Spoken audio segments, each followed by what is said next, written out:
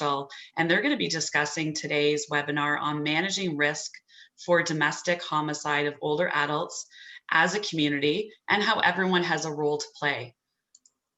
Just a few housekeeping items before we begin is all the attendees on our webinar are muted, and the recording of the webinar will be posted to our website within 24 to 72 hours. And you can find that under the training and webinar section on our website.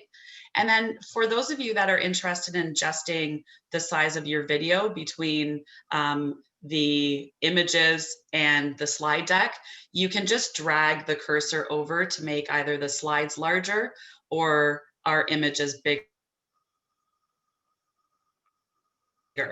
If you have any technical issues, I only encourage you to type them into the chat box and we'll try to help you out with those issues. Next slide, Christine. So the speakers will be visible. Oh, if you could go back, Christine, sorry, a few more housekeeping items.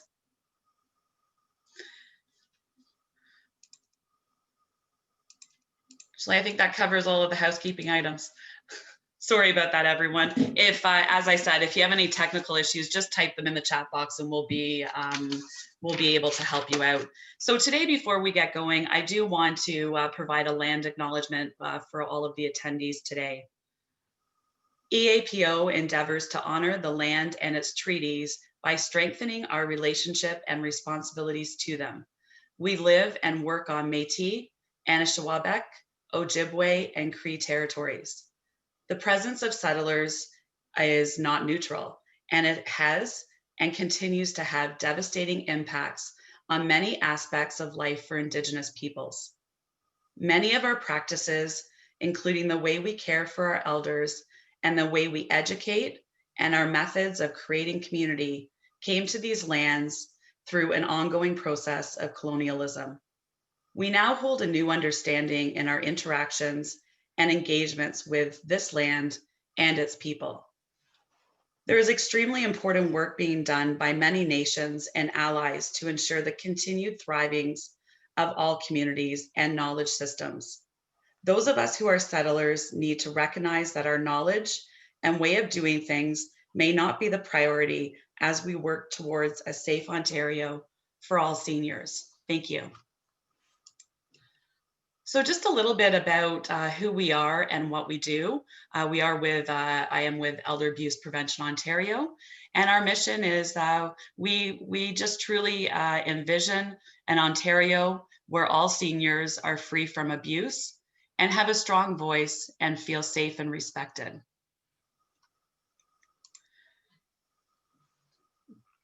EAPO is mandated to support the implementation of Ontario's strategy to combat elder abuse.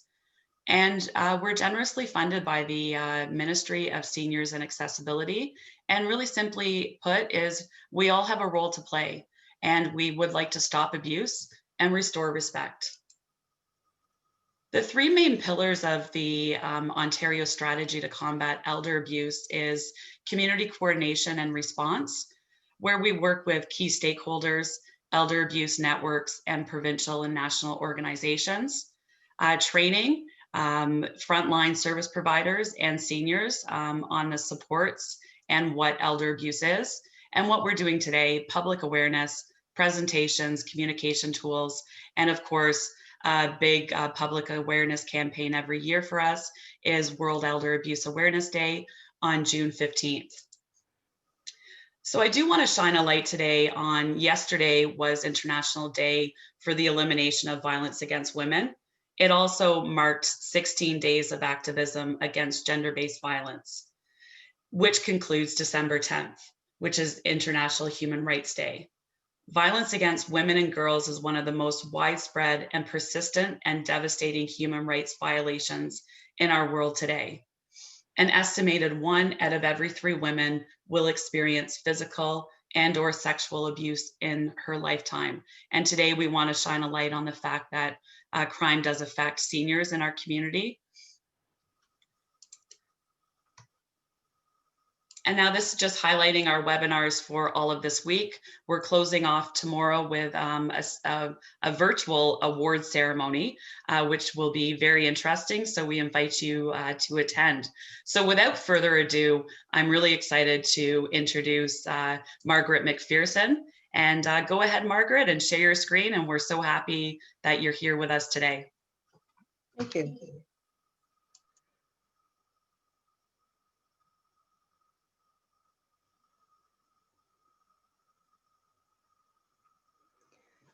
So thank you very much for inviting me to come and share this time with you today. And I am going to be speaking about older women and domestic homicide. And then Tracey will speak after.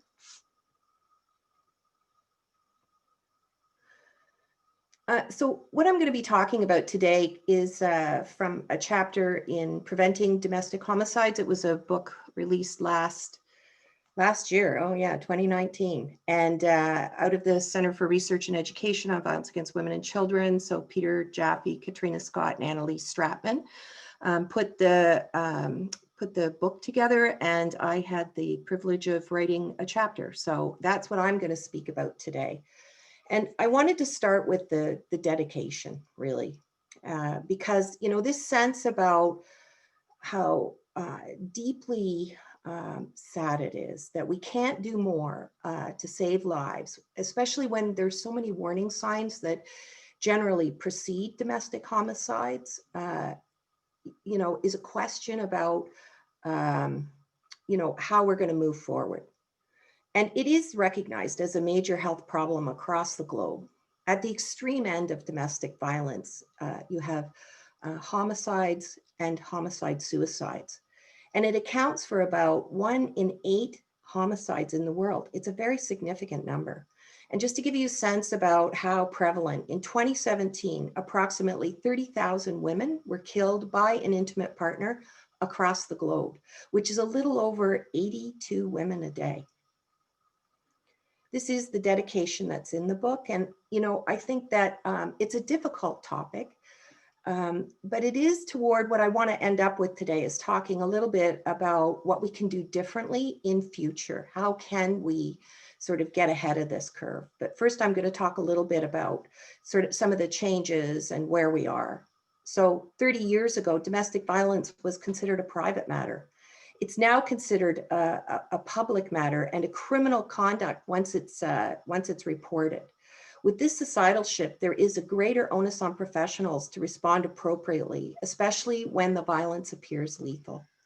Knowledge in the field has developed from multiple sources. In terms of preventing domestic homicide, a major advancement was the development of standardized risk assessment tools to capture the potential for lethality, and the development of multidisciplinary review teams and, you know, community coordinating committees is another aspect. And Tracey's going to talk more about both of those in her presentation. The United Nations identified older women as being especially vulnerable to human rights abuses related to neglect, abuse, and violence in 2012. And then there were subsequent briefs that were done, with another report being published to sort of levy really a clear indictment that women in their senior years who experience domestic violence continue to be really unseen in research data and in terminology used by academics to describe and classify violence. In this way, older women kind of sit at the nexus of powerful forces that combine to create profound social isolation and invisibility on cohort-specific issues. Intersections of gender, age, ability, race, class, sexual orientation, and health combine under social norms, patriarchal social norms, to form unique barriers that obstruct older women's human rights, their personal safety, and social support. So we have to examine domestic homicides of older women in order to explore the relationship between discriminatory social norms and gaps in research and practice that continue to be held in place by the pervasive social norms of ageism. And we have to figure out how to talk about gender-based violence. And I think that this is one of the sort of the biggest hurdles that we have to overcome.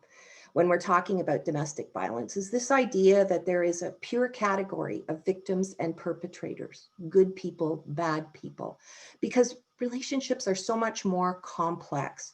I'm doing a lot of reading right now, lit reviews on sort of gender-based violence and specifically around domestic violence, and you know, the complexity of how does it happen.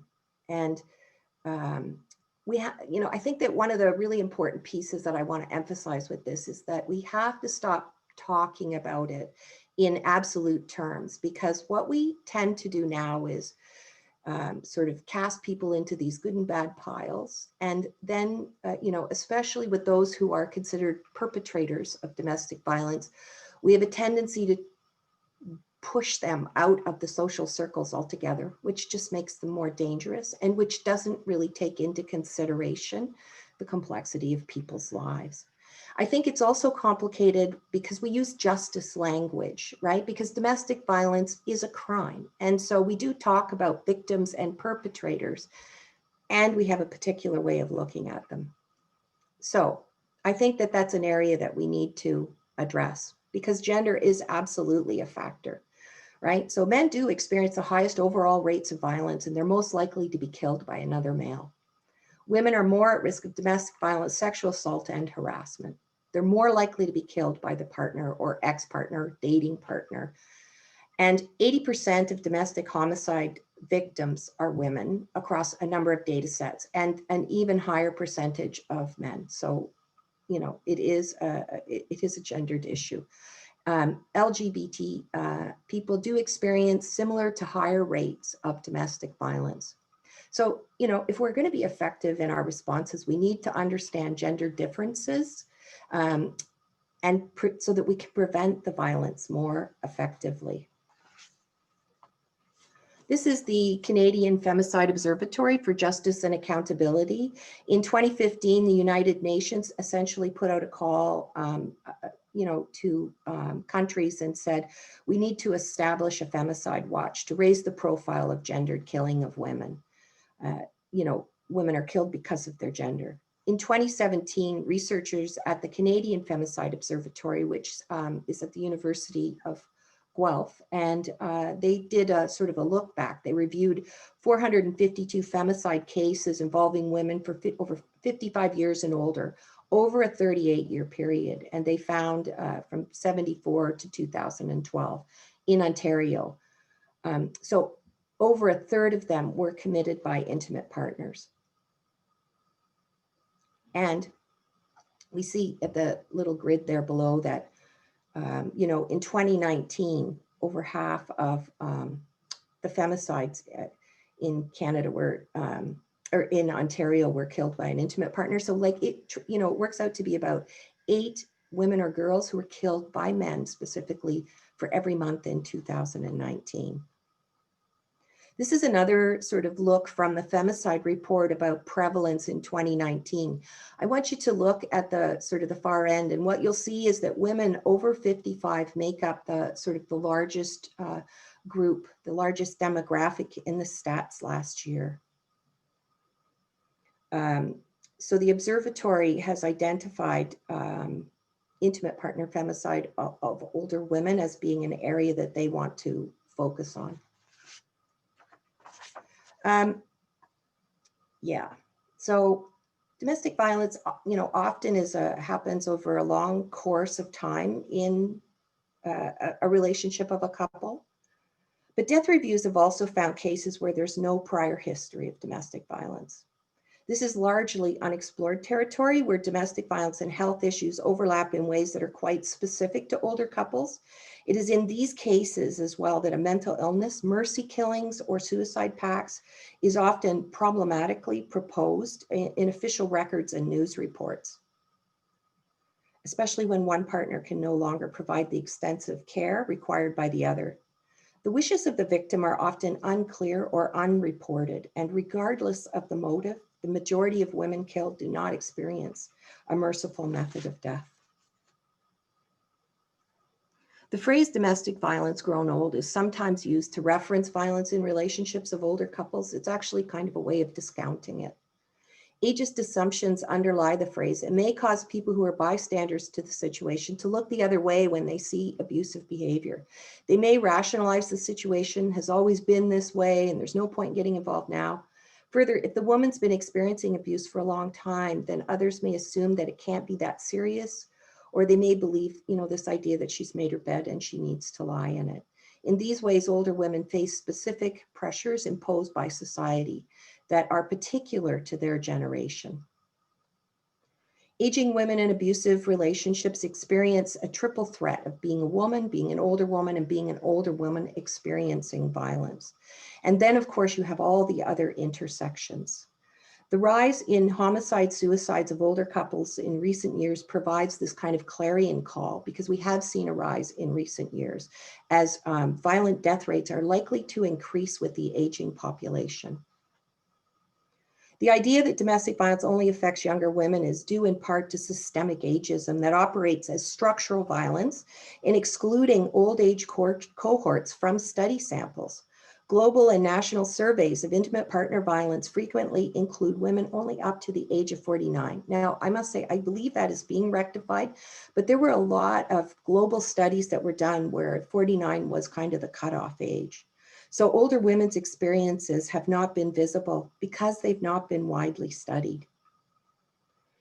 Despite international recognition, older women have yet to be mainstreamed into ongoing research or discussion on violence against women. With the exception of some sort of national representative incident studies, research data still predominantly focuses on women of reproductive age. So the systems and the resources are skewed to respond to younger populations. Overlapping research challenges make it difficult to grasp this full scope of older women's experiences because this idea about how old is an older person, spans a 40-year age range, and where there are lots of generational differences. And of course, this creates a domino effect, because if there's no research, there's no, the funding and resources follow the evidence. There are sector differences that are significant. So, elder abuse kind of grew out of the healthcare field. It's still considered to be a relatively new field in relation to violence against women and the domestic violence field, which is, has been sort of more established over the past 40 years. And they have different ways of approaching things. Although current and former spouses and intimate partners are included in elder abuse definitions, the focus of elder abuse research is often non-spousal, non-intimate caregivers, such as children, other family members, and staff at long-term care centers. Elder abuse includes various forms of abuse, such as physical, psychological, sexual, financial, and neglect, but rarely considers coercive power dynamics that are found in intimate partner relationships. As well, elder abuse literature typically doesn't single out older women as a separate study group, nor recognize their unique vulnerabilities. Despite the imperative issued by World Health Organization to address domestic violence as a public health issue, violence, I'm talking about sort of the sectoral differences still. Violence is still not really considered a health issue for older people, and therefore often sits apart from the traditional scope of healthcare policy, education, and services. And then in the VAW sector, until recently, feminists have not considered aging to be a factor that requires specialized knowledge or services expressly for older women. I know in Ontario, a lot of work is being done. OAITH, the Ontario Association of Interval and Transition Houses, has been working a lot in the sector to change this. I know there's also work going on, really good work going on in the healthcare world. So it's like, we're not stuck here, things are moving. Service professionals and community members have reported that they find it difficult to recognize abusive relationships without training and intervention skills. Health professionals working most closely with seniors are not usually trained to recognize specific warning signs and risk factors of domestic violence. So lack of this kind of education for professionals on what to look for reinforces older women's inclinations not to seek help. And when they do, too often, what they experience is age discrimination, whereby all their concerns are reduced to the normal aging process. Stereotypes play out in particular in the failure by professionals to query or consider sexual violence.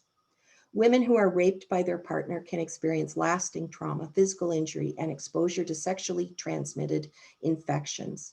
Older women are uniquely at risk of not knowing whether or not they have HIV, as they are unlikely to ask for a test without first being prompted by a doctor or a service provider. Women who experience sexual violence are more likely to be killed by their intimate partner.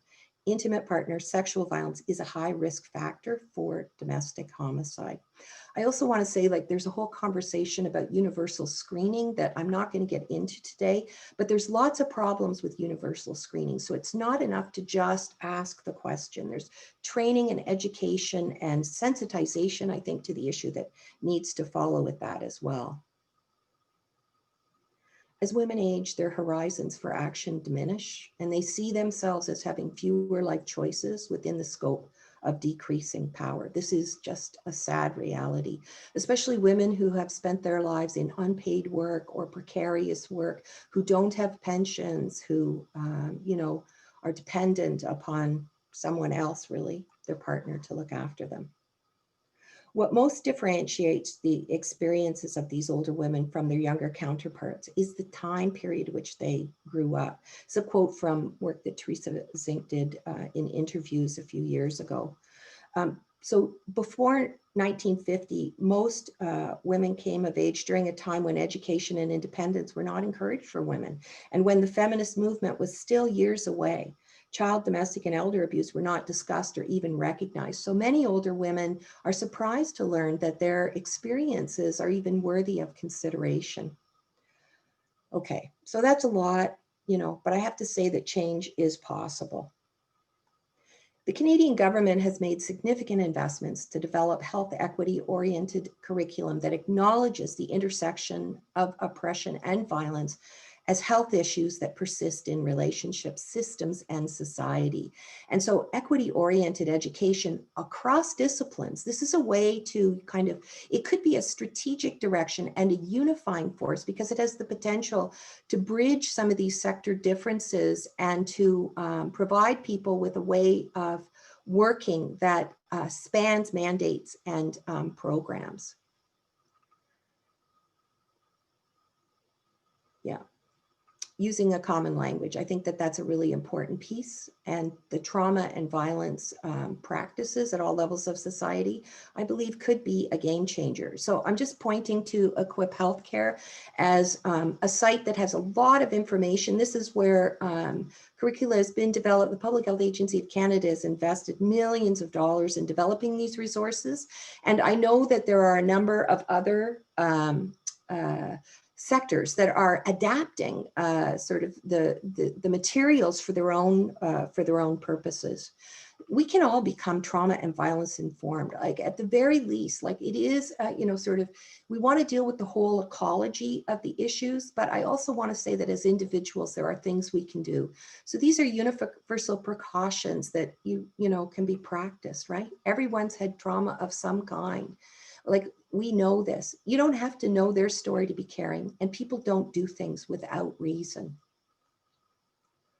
This is It's Not Right, Neighbors, Friends, and Families for Older Adults. So I've been involved in this campaign for quite a long time. And it is working with the Canadian Network, the Ontario Network for the Prevention of Elder Abuse, working toward this idea of making change at the individual, community, and societal levels. Because complexity theory tells us we can address complex social issues with a small number of behavioral changes. If we can get people sort of doing the same kinds of things over different geographies, communities, we can affect this kind of significant shift. So and it's an evidence base that says, teach everyone to recognize warning signs and risk factors of abuse of adults. The most common, so I'm starting to transition now toward Tracey's presentation. And so I just wanted to say that teaching people about risk is really important. There are very common risk factors for lethality. So there's a list on the screen. And this comes from those multi-sector case review committees. So Ontario is one of the best in the world, the Ontario Domestic Violence Death Review Committee. And out of those case reviews, we learn really important pieces. And what we see over time is that, you know, in cases of domestic homicide, you know, in 76% of the cases, there are at least 7 factors that are, you know, sort of the list on the left are some of them that tell you that the situation is escalating. Only 1% of cases was their sense that there was no warning signs, nothing to indicate. Homicide risk factors for older offenders, spouses who face being separated through circumstances such as hospitalization or a move to a long-term care facility, are particularly vulnerable. Perpetrator characteristics that should trigger concern for professionals working with seniors include untreated depression or any other undiagnosed mental health issues. Older men who are caring for chronically ill or disabled spouses may be at risk, especially if they cannot adequately care for their spouses. Suicidal ideation should be considered a risk factor for homicide when the male partner, especially when the male partner is a caregiver. A US study found that cases of suicide to cases of homicide suicide found that men who had suicided had physical health problems and were receiving care from their wives. By contrast, homicide suicide perpetrators displayed significantly more domestic violence and or were caregivers for their wives. Both groups of men had reported depression. The most frequent risk factors for domestic violence in older couples is alcohol consumption, depression, low income created dependencies, functional impairment, and exposure to violence in childhood. On the very right of the screen, I have the chart from the ACEs studies, adverse childhood events. I think that the research and the understanding about how trauma as children, not just domestic violence, any kind of trauma, has lasting effects, and that violence and the perpetration of violence, the experience of violence, is part of the legacy of untreated trauma. So that's another whole conversation, but I think that it points to the way in which we need to be moving forward to treating, you know, problems that people are having as, you know, related to untreated trauma and moving to support them in making the changes that they need to make. Because everyone does have a role to play. And learning to manage risk as a community is, I think, the work that we need to be doing across sectors. So, you know, what is happening in your community, you know, in terms of coordination of services. There are VAW coordinating committees in 48 provinces or 48 communities in Ontario. To my knowledge, all of the elder abuse networks, none of them receive any funding. It's all volunteers. Somehow we need to put these groups together to be talking about how we can make change. So that's the end of my presentation. I am going to hand it over to Tracey. I think we're going to have time for a few questions at the end. I thank you very much for listening.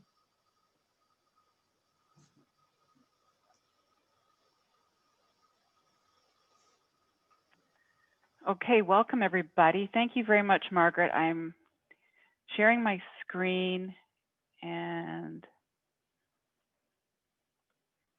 you should all have access to that now.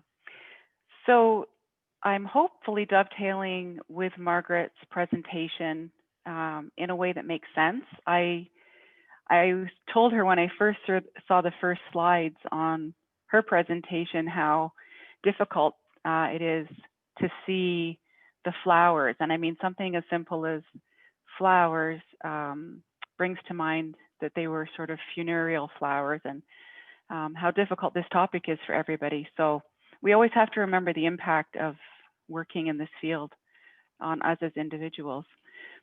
So first of all, when we're talking about violence, I think it's important to remember that violence is a decision.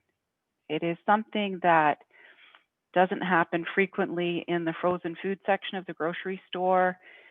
It happens in private homes. It happens in places that most people don't witness. And so that's a particular difficulty when we're thinking about abuse of older persons, in that as maybe that isolation and our ability to have access into what's happening in that family's world or that couple's world might start to diminish over time. So when you have an opportunity or to get a window into that world, it's really important that you're able to take a very close look at it and really understand what you might be seeing. So it's important that we're all looking through the same eyes for the same risk factors, even though the factors may be different for each and every couple. It's still important that we're all, as professionals, able to identify what the critical risk factors are. And as Margaret indicated, over time, you know, we've seen more and more of these cases involving older persons, and how confounding it is when we're not doing a super job in general in preventing homicide against women in Ontario and certainly the world. So I'm going to hopefully share with you some maybe practical or empirically based suggestions that you can take with you in your next meeting, in your next visit into a home, or the next time you consult with a couple or an individual. So we see, I found these really, I think, beautiful photographs of couples who, I think I Googled older couples in love. So these photographs, I think, are very pretty and heartwarming, but you never really know until you delve below the surface what's going on. So I want you to challenge your ideals about what people tell you. Sometimes people are unable to identify, and even in their own self, that this is an abusive situation and a potentially harmful situation. So I want you to be able to look at it from a distance and not be accepting completely of what your client may tell you. They may tell you that nothing is wrong. I'm asking you to objectively look for risk factors and note them. One of the, there's so much literature available, but a piece of the literature I think that really captures what I'm going to try and focus in today on is how this domestic violence risk assessment specific to homicide identifies those conducting risk assessments. And my argument is that anytime that you meet with a client who you feel may be at risk of being injured, abused, harmed by their partner, that is a risk assessment. So if you think that you're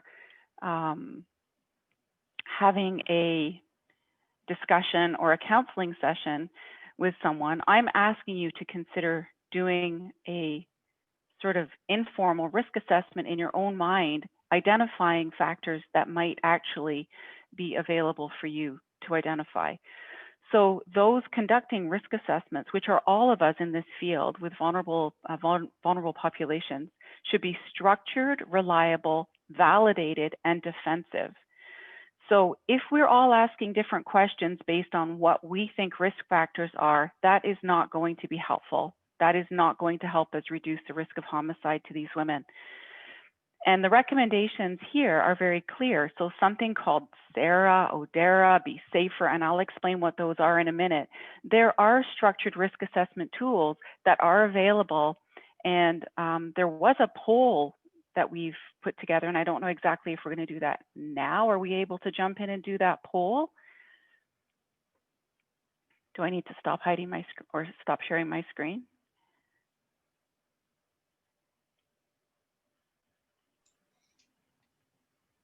Is one of the organizers able to help with the poll?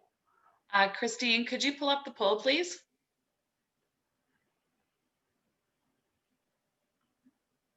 Okay, well, I'm going to keep going. Showing? Is it showing? No. I'm going to relaunch the poll. Okay. There we go. It's showing. Thank you. Okay, everybody just quickly, if you don't mind answering the two questions. Have you received training on domestic violence? And have you received training on risk with domestic violence? Just for an idea of where everybody sits.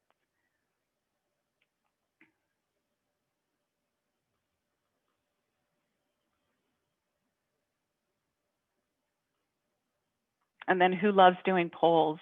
That's our third question. All right, so let's just in quick view here. So 32%, a third of you have training on domestic violence from your workplace. Tracey, I'm just going to interrupt you. Christine, you can show the results. Okay, that would be easier. There you go. Great, there you go. So you can have a look. So we're kind of a third, a third, a third all the way down. So that means 2/3, 2/3, 2/3.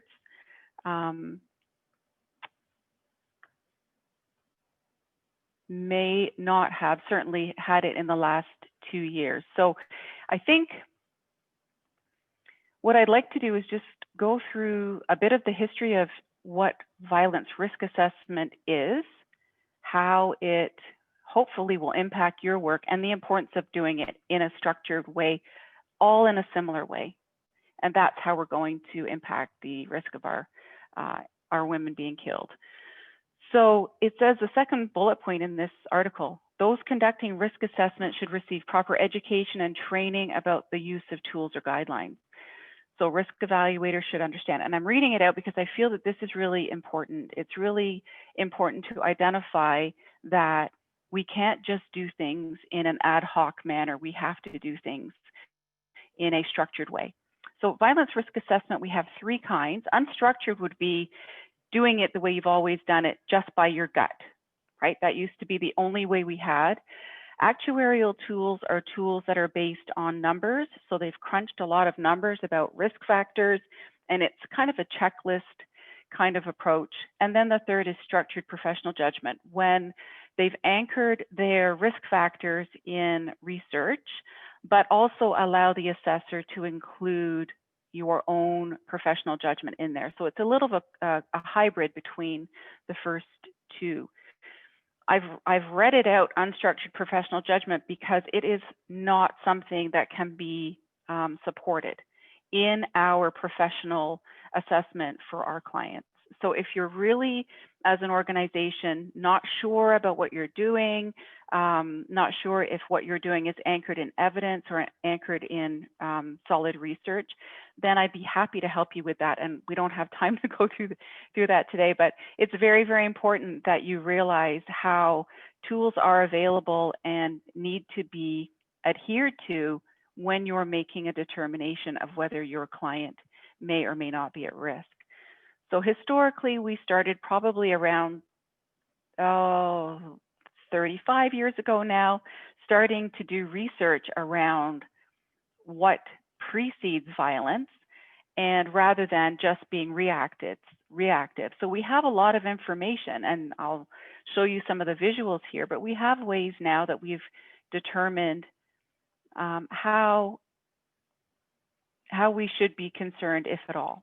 So we want to make sure that if we have a high-risk situation, that we are aware it's a high-risk situation.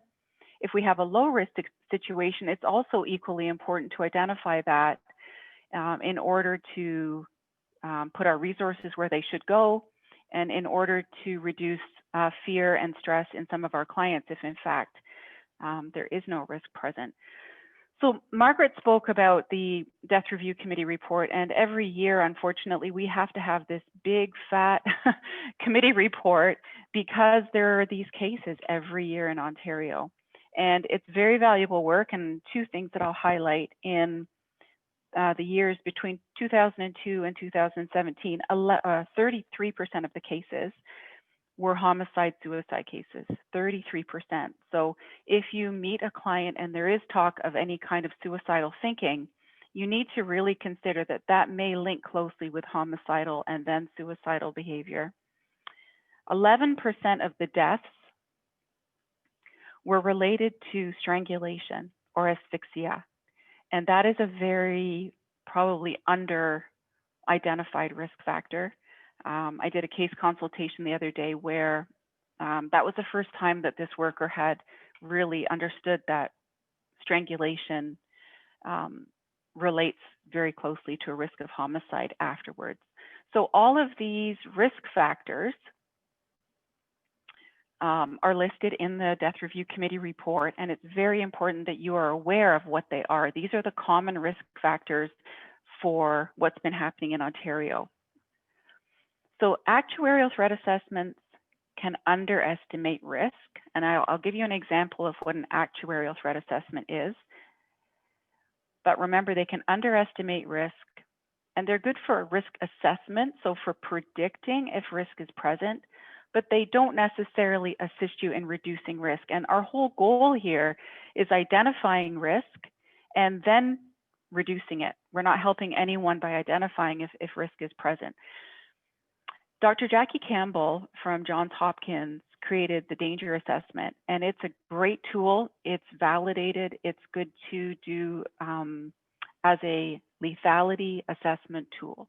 It's a 20-question sheet, and it's good for you to know all of the questions on there as well. If you use this tool, always be aware that it might actually underestimate risk. If you have sort of a non-traditional offender or perpetrator, they may not have many of these risk factors, yet they still may pose a high risk to offend. So keep in mind that if you get a score that's concerning on the danger assessment, that your situation might actually be more than that score. And a similar is the ODARA, the Ontario Domestic Violence Risk Assessment Tool, which is used by policing agencies across Ontario. It's a 13-question checklist, so again, you can read the risk factors there. There's nothing really that will surprise you. But again, if you get a low score on an actuarial tool, and I'll give you the example of Dr. Shamji, who killed his wife, Dr. Elena Frick Shamji. He came quite low on this because he wasn't sort of your typical perpetrator. And so what is a typical perpetrator? They don't follow rules, and you don't always get to see before it happens. And in one of the cases that was looked at in the Coroner's Death Review Committee report for 2018 was an 82-year-old couple, and they had been married for 40 years, no, more than that. There was one of the risk factors present, but they got into an argument, and the husband killed the wife. So an 82-year-old couple was the oldest couple listed in the Death Review Committee report. Structured professional judgment says that there are risk factors that need to be considered that might not be on a checklist. And that would be a really good example of looking through different eyes when you're meeting with people. I want you to look at 15 risk factors. In this manual, it's called the Be Safer. That's an example of a structured professional judgment tool, and that is specifically designed around assessing risk for violence in intimate partner relationships. It can be same-sex relationships, it can be dating relationships, common law, married relationships. So there are risk assessment tools that have been created to look at different kinds of risk, and the structured professional judgment approach is the recommended approach. So it has taken the considered information that has been developed in the field, so specific to intimate partner violence in this case. We have tools that are specific to sexual violence. We have one in development that's specific to elder abuse, but it would be more appropriate to use the Be Safer in cases of an elder couple when you're worried about domestic violence. And I'm happy, again, to explain that if anybody wants more information. But what we're doing is we're collecting case information, but anchoring it around 15 risk factors. So I'm just going to go through the risk factors very quickly so you get an idea. But if every case that you're concerned about, you ask questions around these 15 risk factors, then you're standardizing your approach. And as an organization, if you standardize your approach and a partner agency that you are working with to reduce risk is following the same approach, we're streamlining our services instead of working in a counterproductive way. What we're trying to do here is say, if all of our agencies can work together and ask the same questions and have the same approach and the same evidence-based philosophy, we're going to be saving time, we're going to be saving energy, and we will be saving lives. So what we look for in these cases, and I can send you the 15, but I'll go through them one by one. In relation to intimate partner violence, have there been acts of violence in the past from one partner to the other? We have cases in the Domestic Violence Death Review Committee report where it was a 62-year-old common law couple that it was a 77-year-old male victim and a 62-year-old male perpetrator, and that was a common law relationship. So this would be also available to you in a common law same-sex relationship situation. So violent acts in the relationship, violent threats or thoughts. So does the person speak in a violent way? Do they make threats of violence? That kind of gives you information about what they're thinking and what they're possibly planning. I've highlighted in yellow here recent escalation or frequency in diversity or severity. And I think that's something obviously that we need to look for very closely. If you have one interview and one interview only, or one opportunity to meet with a family, and you realize there's some escalation, then you really need to take extra time, because this is signaling potentially where we're going, and that could be towards homicide. Somebody who's generally antisocial, so breaching court orders. Do they have violent attitudes, so patriarchal thinking, possessiveness, sexual jealousy? And as people age, this doesn't go away. So we kind of need to think about this through the lifespan, that these thoughts and these values and belief systems don't go away with aging. So we need to be aware of how that would impact a risk for violence. General criminality, and then problems in the relationship. Many of the cases referred to in the Domestic Violence Death Review Committee report surround separation or attempted separation. So that's a really high time of conflict and a really difficult time for the partner if they don't want to separate. Financial difficulty, how's the family doing? This can raise everything to a head if there is separation, or as Margaret said, if there is some talk of relocating and moving, how that impacts. The medication, the misuse or the use of legal drugs, prescriptions, how that impacts people's behavior over time. And with an aging population, is there sometimes a medication combination that changes behavior? Lisa Raitt is living with her husband who has dementia, and she was just on the news today speaking about how her husband's decline has really changed his behavior, and he's become aggressive at times, and it was very scary for her. And I think that that's something that we see in an aging population, where we may see the dementia. The partner may not have been violent in their life at all, but because of this medical issue now, it can be a very, very different person than the one that you married originally, or that started off your relationship with. So depression, suicidal thinking, impairments due to dementia are very, very concerning in this population. And then we ask questions about the victim or the potential victim. So how would her, in this case, her mindset or her thinking, how could this impact her ability to self-protect? So if there are cultural, religious belief systems, does she blame herself? Does she minimize what's happening? That's where we need to sort of be the ones that are able to identify risk, even if your client is saying there is none. She may not be able to articulate. Is she really, really afraid? Is she afraid that this escalation could lead to homicide? And does she have what she needs to do to protect herself? And I think as maybe the social circles might be getting a little bit less as the couple ages, and the access to actually go out of the house, that might become reduced because of physical issues.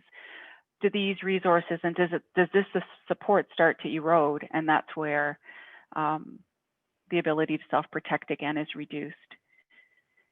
And if she's living in the house, does she have physical ability? Does she have people coming in? Does she have the eyes and ears to identify what's happening to her? And again, if she's an older person now, does she have the physical and the mental capacity, or things changing for her as well that are limiting her ability to access care?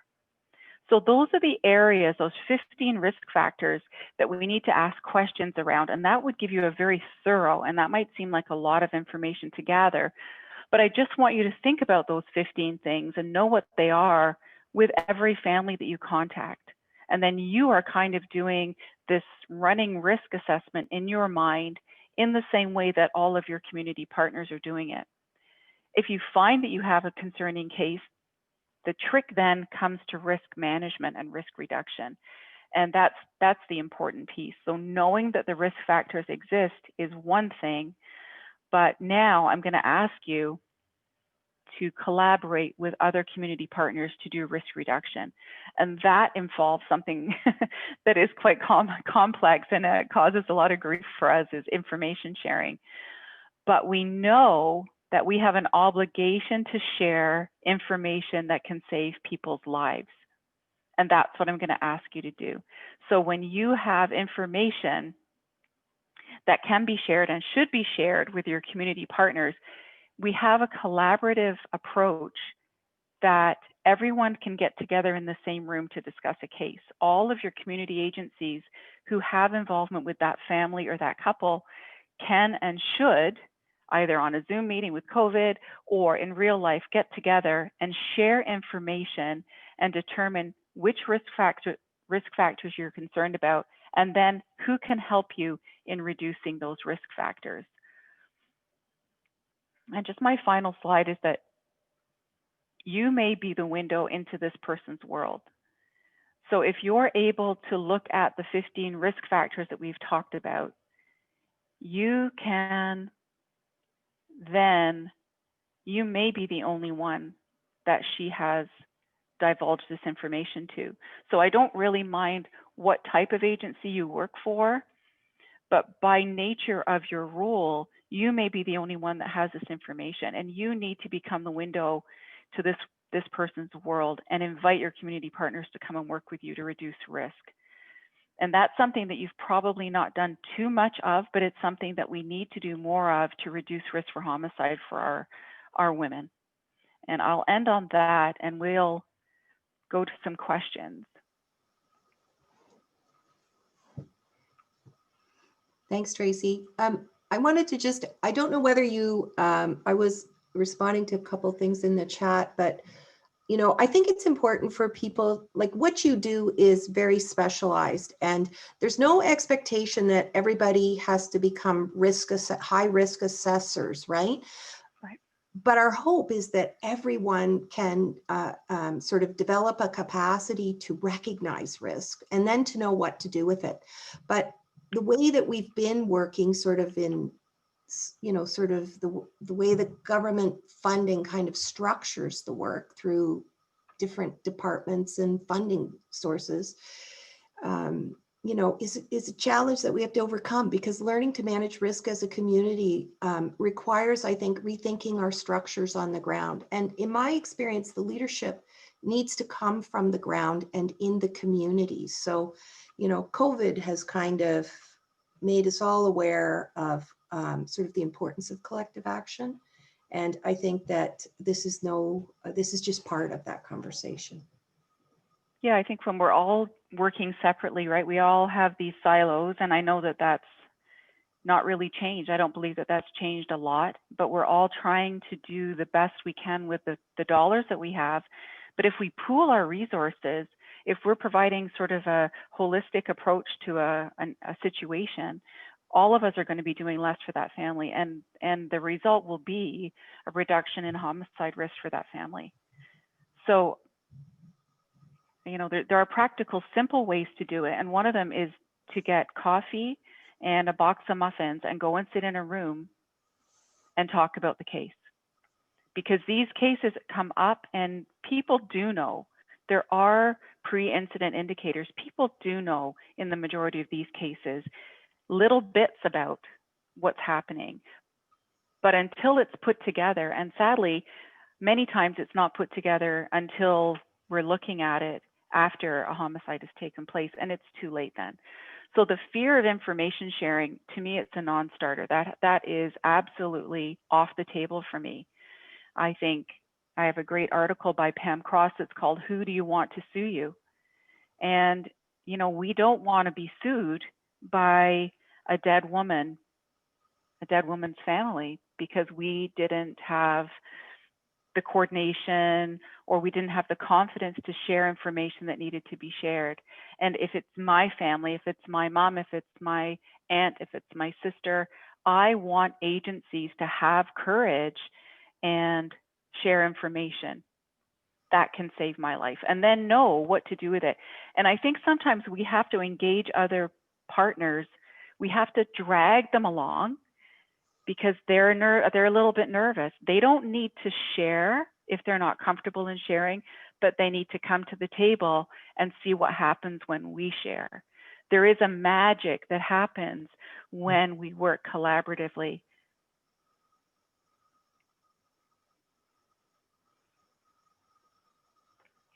You're on mute, Christine. Oh, hi. Thank you so much, Tracey and Margaret, for a wonderful hour with us. We could go on talking, and I'm not sure if you were able to see some of the excellent comments in the chat box. Marta Hayek, our executive director, is saying that Elder Abuse Prevention Ontario is committed to collaboration and information sharing. We really invite community partners to reach out, and we will bring and the she's muffins. going to bring the muffins. That's awesome. And thank you, Pavarti was sharing that during COVID, Tamil women and children have been brutally murdered in Europe and South India. Why is this, and how to help these women? And Jane has made a comment too about engagement and community. And she would like to invite you to come and speak at the North York Elder Abuse Network. Yeah, I'd be happy to. Okay, I'm going to just end with a few resources. I think that everyone ought to know that in Ontario, there is the Senior Safety Line, 1-866-299-1011, and they can handle up to 200 languages. It's real-time counseling by trained counselors. We also have at Elder Abuse a resource that we did with Advocacy Center for the Elderly. It's called Elder Abuse and Knowing Your Legal Rights. Do contact us if you want copies of those. Those are actually only available in hard copy. So contact, I'm going to give you our contact at the end of this little, in a minute. And we also have a safety planning guide on our website. And together with CanAge at the bottom, you can see we did a COVID specific frauds and scams checklist. On next Tuesday, December 1st, we are going to be having a webinar on protecting residents in long-term care. Such a profoundly important topic at this time in particular. December the 2nd, we're going to have a webinar on a convention for the rights of older people, working towards a convention. Christine, can I just interrupt you for a second? Yes. About the December 2nd webinar, like I really invite people to come, but also go look at the website around, I think we can send out a link to Margaret Gillis's website. They are trying to get Canada to support a UN convention on the rights of older people. And she's asking us to support it. And so they've written a letter, there's a template. We'll have information on December 2nd, and I'm also going to circulate information, but we're asking people to speak up in support of this. Wonderful. Thank you so much, Margaret. So this webinar has actually been organized by my director, Rayanne Rideout, with my executive director, Marta Hayek, and Laura Proctor. This is how you can get in contact with them. We invite you to stay in contact with us by email, tweet us, Facebook us. And thank you everyone for a wonderful hour together. Thank you also to our interpreter, Chris Chirelli. And thank you, Margaret, always great to see you. And thank you, Tracey. I've heard you for the first time today and I'm thinking, my gosh, I need to hear more. Love the name of your company, Threat Management. Thank you so much. Have a wonderful afternoon and week. And the webinar will be posted on our website within 24 hours, okay? Look for under webinars training, you'll find the recording and the slide presentations. Thank you, everyone. Thank you to the wonderful audience.